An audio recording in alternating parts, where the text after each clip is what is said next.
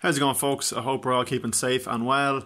So today we're going to start off with a bit of revision on what we did yesterday on Saudi Arabia. We're then going to look at the various countries and regions in the world that produce oil and the regions that consume the most oil. And then we're going to finish off by looking at what kind of oil and gas deposits does Ireland have.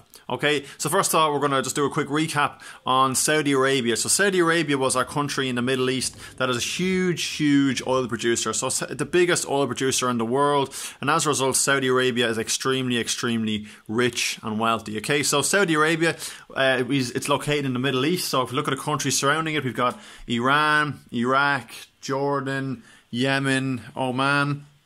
And Saudi Arabia wasn't always rich, as we know, guys. So it used to be a poor country, and it used to be inhabited by Bedouin nomads, and these nomads herded camels and goats. Okay, but then in the 1930s, something happened. Okay, so in the 1930s, it was discovered that there was very large oil deposits under the ground in Saudi Arabia, and this changed the fortunes of Saudi Arabia forever. Okay, so as a result, Saudi Arabia became a very rich country, and it had a lot of benefits. What benefits did it have? Well, things like education, healthcare became really good and modern and efficient. Okay, you know, what negatives were there? Well, there are some negatives in that. You know, we know that not everybody became wealthy, so there's still a lot of very poor people in Saudi Arabia. We know that Saudi Arabia is a very traditional Muslim country. You know, like women wouldn't have the same freedom over there as they would, you know, in Western countries, for example. I think only a couple of years ago, it became legal for women to be able to drive, and as a result, it's a culture shock for a lot of people who go to visit it. Okay, so a lot of people from the Western world, from America, from Europe, would go and work in Saudi Arabia in the oil industry, and it's a big culture shock going there because it's so different. While it's a very wealthy country, you know, you might see people driving around really fancy cars. It's still a very strict religious Muslim country as well. Okay, so folks, now we're going to look at some. You know, Saudi Arabia is not the only place in the world that produces oil. Other places produce and consume oil as well. Okay, so as you know, Saudi Arabia is in the Middle East. Okay, this is an interesting chart here. So this is a chart of the Opec regions in the world. Okay, so OPEC, O-P-E-C. And what OPEC stands for is Organization of Petroleum Exporting Countries. Okay, so it's basically the countries that sell petrol and oil. Okay, very straightforward. I've got an interesting graph here. Okay, so the red and orange circles represent the oil that's produced by a country. Okay, whereas the blue circles represent the oil that's consumed. Okay, and then we've got the white arrows show where oil is sold to. Okay, so if you look at the Middle East is by far the biggest oil producer in the world. Okay, and the Middle East sends oil everywhere. So it sends oil to China, it sends lots of oil to Europe,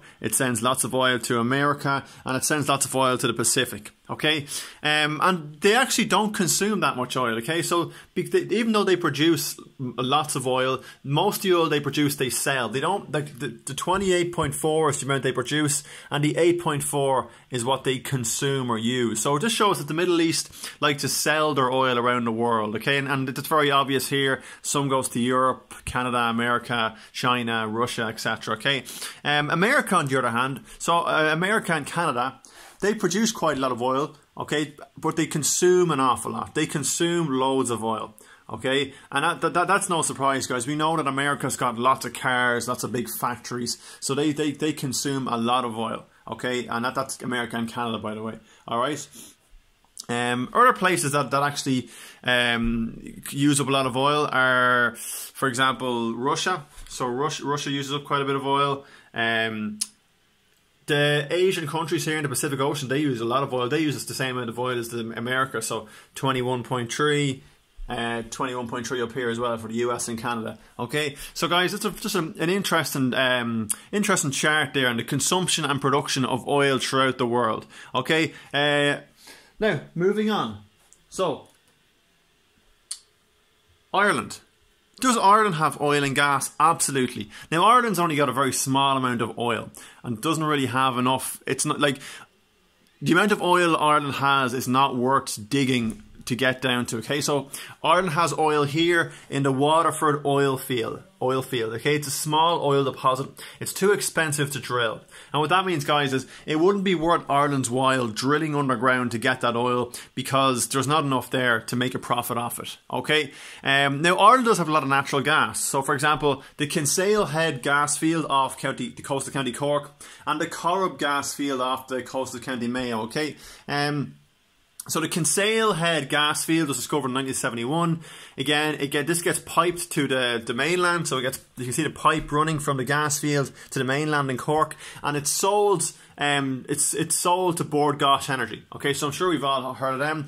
Bord Gáis Energy. You've got the Bord Gáis Energy Theatre in Dublin, and this is the main company in Ireland that kind of distributes gas to our households. Okay, and then we've got the Corrib gas field. Okay, and the Corrib gas field was discovered in 1996. Okay, and the Corrib gas field is a huge gas field. It can supply up to 60% of Ireland's gas needs for 20 years.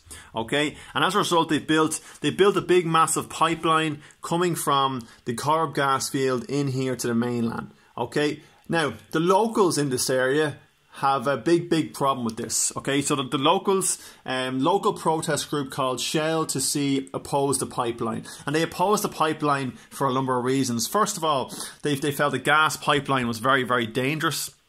They felt that this area here is a big fishing area, and it would destroy the fishing industry in the area, building a big gas plant and a gas pipeline. And they felt it would also it would damage the environment. It would create lots of carbon emissions. So there's lots of really interesting stuff on that if you do a bit of research on the Corrib gas pipeline, and all the protests that went down, the local people there against it. Okay. Folks, thanks very much for watching. If you go on to the final slide, you'll find some six questions I want you to answer, please, on what we've just covered today. Okay, thank you for watching.